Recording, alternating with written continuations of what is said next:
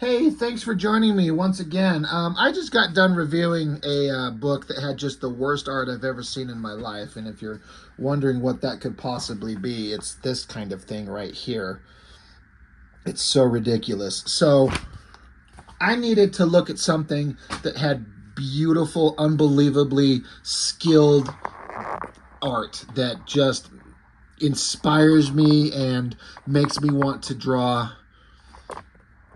Sorry, I'm still lining up my stupid camera. I have to reset it because this book that we're about to look at is bigger than a regular comic book. J. Scott Campbell, LINEOLOGY. I have already reviewed this on my channel something like a year and a half ago. So on occasion, I like to revisit things that I've done quite a while ago because I had significantly less viewers at the time. And, maybe people would be interested in this. Everyone loves J. Scott Campbell, right? You have to respect the guy's skill and his efforts to do the best work that he can possibly do. The only criticism I have on J. Scott Campbell is just selfish of me, is that he doesn't draw comics anymore. He just does covers. Now, he makes maybe the greatest looking covers ever, and that's subjective. He gets work for a reason. People respond to his stuff. But I just wish that the man wanted to draw comics anymore, and he does not, and that's his choice, obviously. But that being said, that's the only criticism I have of the man. His work is so damn good. I actually just got, and I'm trying to find it here real quick, in the mail today, right here, that we'll be looking at soon enough. But for the first time, I got the Gen 13 miniseries. I thought it was 4 issues. I guess it's 5.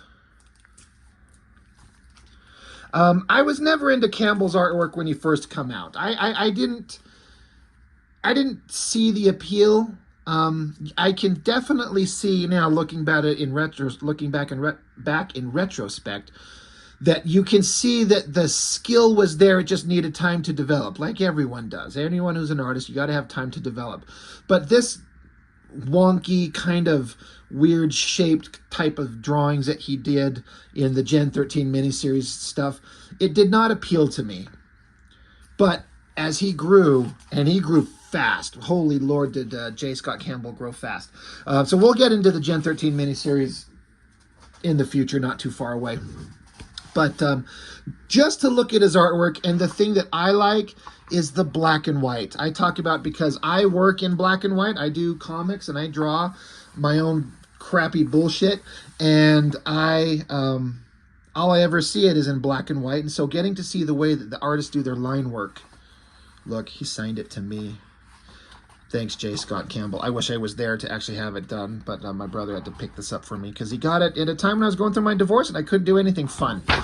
But to get to see things in the black and white, also in pencil, like this is obviously a blown up image. Like they zoom in way close on it so you can see how big the pencil tip is compared to my finger. But look at these soft, smooth lines that J. Scott Campbell does. If you follow my channel or you've been part of my live streams or anything, you know that I've made friends with a fellow by the name of Chuck Gibson, who was an inker for Wildstorm, and he got to sit on some levels to see J. Scott Campbell and what he did and how he did it. And he's talked to me a little bit about how he does his process, and would talk about how J. Scott Campbell was always drawing, always sketching, always practicing, that he does small thumbnails as they're hyper detailed, and then does a blow up light box for clean pencils. And Chuck, if you watch this and if I'm getting anything wrong, please correct me. I'm just kind of going off memory here. But, Chuck got to see J. Scott Campbell in Wildstorm Studios in those early days and see what he did. And he totally validates the skill level the guy had and the dedication the guy had. Just look at the level of detail that he puts into everything and the cute expressions on the faces. I've heard some people say that his women all have kind of a same face look, and I kind of don't agree. I mean, in some places, I guess, and sometimes you could kind of say that, but I mean, this is supposed to be Gwen Stacy, so she looks the same. I'm not sure who that is. It's Mary Jane, I'm guessing. Um, I see him do different enough facial structures for me that I could see him making the attempt to not just have the same female face over and over. Like some of my favorite artists do that. Jim Lee, he draws the same female face. You could kind of say that so does Silvestri. And it's hard. It's hard to vary it up. Sometimes the only kind of recourse you have to making characters look different is because it's so hard to put in like subtle little facial differences on all the different female characters. So they're in different costumes and different hairstyles and different body language, and then it just feels like a different person. But if you break it down and look at just the faces, it tends to look the same. Oh God, I love again how they took the time to like take this pencil drawing that he was doing, have him start the inking on it, and then pause, take a picture, and then so you could see it in progress, and then you get to see the final version next to it. Black Cat. And again, he doesn't skimp on the details. Like, look, he can even draw a funny kind of little cartoony little cat. And like a ball of yarn shaped like Spider-Man with the Spider-Man eyes. I even like, this is a dumb thing, I love his signature. It's like a beautiful signature. It just works. It's a weird thing to like, but everything he does just looks amazing. I love this shot. I'm trying to, who the hell is it and where is he? I don't know. Some lucky dude surrounded by a bunch of mermaids. I'm gonna guess he's lucky. I mean, they're half fish, so what fun can be had? Whatever. But then, yeah, these are all like some of the pencil drawings of the inked versions here. Like, look at how clean his pencils are. Cute expressions, you know, eyes, the soft smiles, the grins, the sultry kind of look on the face. Like, not everybody can do this. I love the hair, the inking on the hair with the dark kind of varying line weights in the underside of the hair, and then it's lighter on the outside. Even doing like these little black dots to make freckles. Like, that would bug me to do, and he does it everywhere. And it doesn't stand out until you're like just like deconstructing his artwork and looking, you're like, oh, the freckles everywhere as just black dots. You'd think like maybe you'd want the colors to put in subtle coloring, things like that, not put black specks all over your female figures. But he makes it work. Love, again, look at this blown up shot. Look at this clean, beautiful, slick line. I want to make my female faces look like that.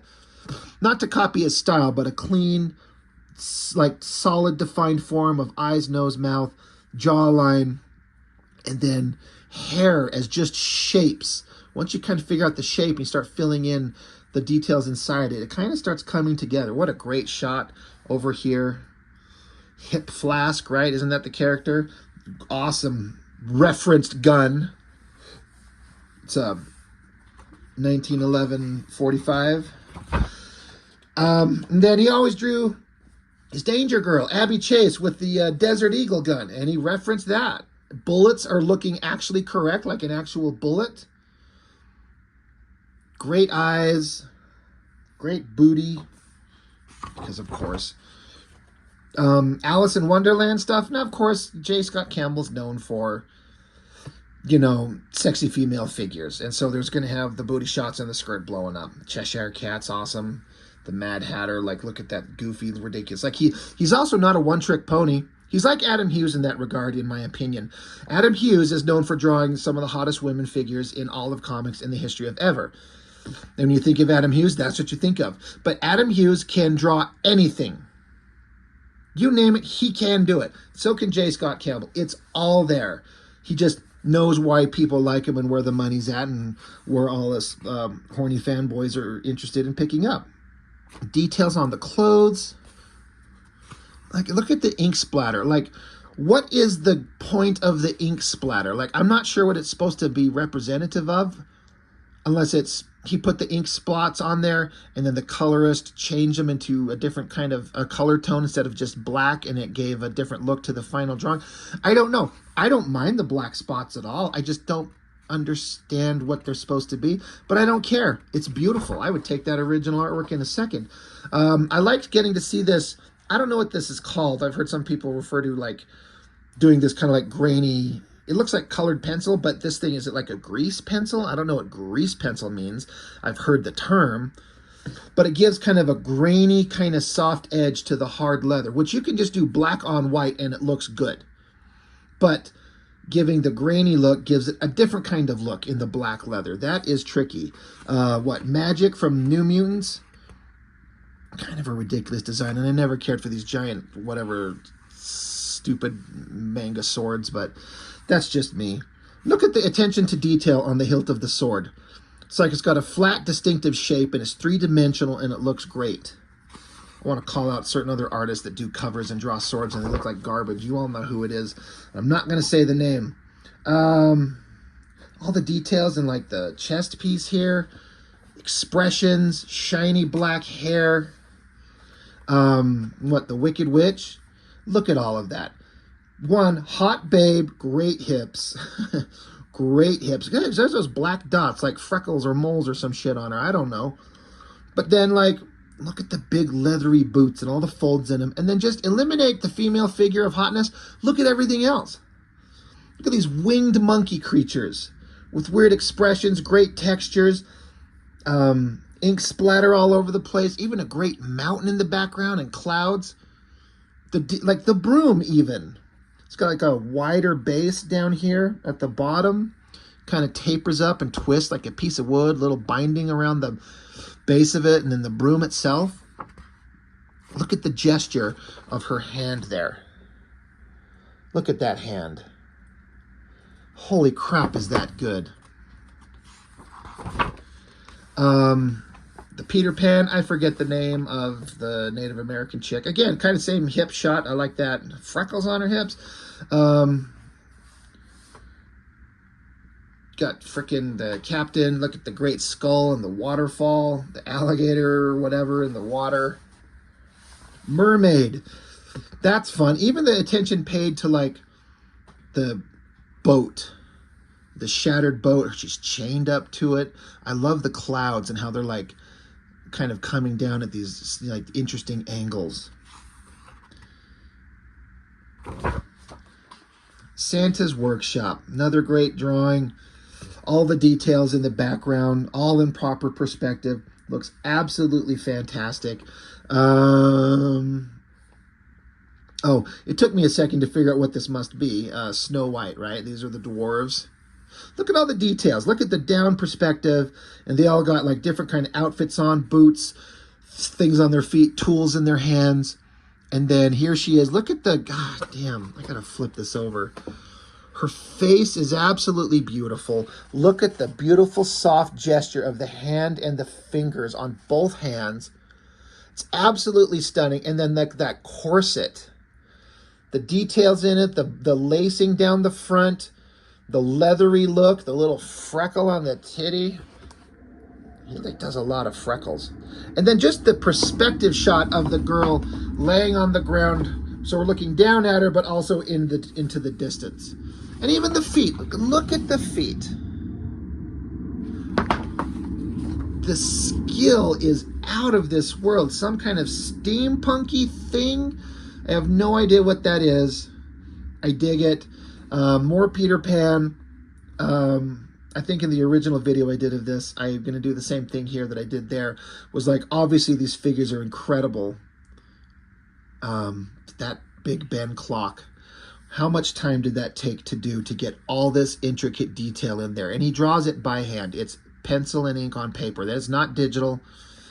I'm going to say it's not a photo trace either because the perspective angle is too forced to be a photo trace. Again, I don't know for a fact, but I feel like he just sat down and took the time and gridded it out. I wonder if it's on the same board or if did he draw the figures first and then the tower, or did he do the tower and then, I don't know. I wonder, like, how much time did it take to draw that thing? That is unbelievably good. God damn, is that really, really neat. A lot of time and effort spent on that. Some Marvel characters, right? Rogue, fuck, I don't know, somebody, Deadpool, Captain America, I'm guessing up front here. I don't know who this guy is. Who is that supposed to be? What, Quicksilver, Spider-Man, Johnny Storm, some girl, don't know. Great speed, movement, action. X-Men. This shot of all the girls, like you can see him working out the facial structure on that drawing here. What, Storm, probably Jean Grey, Jubilee, Psylocke, Rogue. Who's that? I really don't know. Somebody tell me who that is.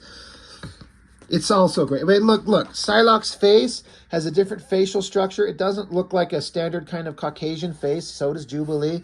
Storm, she's got some different facial structure. Look at those eyes and the lips on that. And then look at those little details he does on the end of her nose. These little, I can't focus on it. Won't focus on that exactly clearly, but those little squiggly lines on the end of the nose, he does it down here on this girl's face. And then I love the Sentinel face, and it's like dry brush. I wonder if he had like a ruler to get, because these are very straight streaks. I've done things like this with the dry brush, but I've done it just kind of free-handed, and you can kind of make it work, but it looks like they're so straight and rigid. I wonder if he had like a ruler or some kind of straight edge that he was going off of to give it a straight, hard streak on that. That looks so good. Peter Parker, Mary Jane, look, more freckles, but, you know, she's supposed to be a redhead, so she's supposed to have freckles all over her. Look at the little Stanley plushie doll. Black Cat is awesome. Backgrounds are awesome. Deadpool drawing in the works right here on, you know, the finished version and the one over here. It's a pretty good Deadpool. I feel like J. Scott Campbell could do a good Deadpool-like book, because he's supposed to be about the humor and the fun. I bet J. Scott Campbell could do a badass Deadpool book. All right, Marvel characters. I don't know what this is from. Probably some just cover, I guess. Let me see. Loki, Black Cat, Hulk, Black Widow, Thor, Magic, Iron Man, Rocket Raccoon, Psylocke, Storm, Magneto, Spider-Man, Wolverine, Mary Jane, Ultron, Captain America, Iceman, and then Dr. Octopus's arms. Like, he's not even in the panel, but he's there. That's funny. I've never paid attention to that before. I'm double checking it to see if I'm wrong. But no Dr. Octopus, but his arm is in there. That's actually clever. I really, really like that. God, look how great these characters look. He imbues them with the sense of fun. Like, they're smiling or looking just awesome. I don't know. Everything about it is great. I love this Black Widow figure. That side view, the hips and the thighs, and then that leathery look. Holy crap, is that good. I just want to see J. Scott Campbell draw everything. Kind of a Dark Knight, you know, Frank Miller homage. Got the details on the boot. That's fun. Rocket Raccoon, the Inhumans teleporting dog thing. You know, I was looking at this. This gun looks very much like a version of the pulse rifle from Aliens. Like, it's got the same kind of structure on top of it, covering the gun itself and the little counter with the amount of bullets left. It looks very much like the M41A pulse rifle. Looks just like it, and I think that's awesome. Usagi Yojimbo and whoever, is that Kung Fu Panda? I mean, I know it's not, but I don't know. Some deer. I've never wanted to fuck a deer chick more in my life. Like, if I'm out in the forest and she comes along, she's got antlers and a tail. I'm like, let's do this, baby. What you got? Rob's gonna wreck. Rob's gonna wreck ya. God, I'm trying to back out my camera here to get everything in shot. Beautiful face. Look at the textures on the way he's doing a different kind of style of hair with these little squiggly lines to give it not just straight like Caucasian hair. You know, the one thing, I caught one thing that I get what he's doing. I would never be one to tell J. Scott Campbell, that doesn't work, try something else. I don't know what I would do, but the tree here with the heavy layer of like freshly fallen snow, so it weighs it down and just covers it. I completely get it. I understand what I'm looking at, but I still don't feel like it's exactly right. I wonder what he thinks, if he felt like he nailed it, because it looks like a weird ice cream cone or something like that.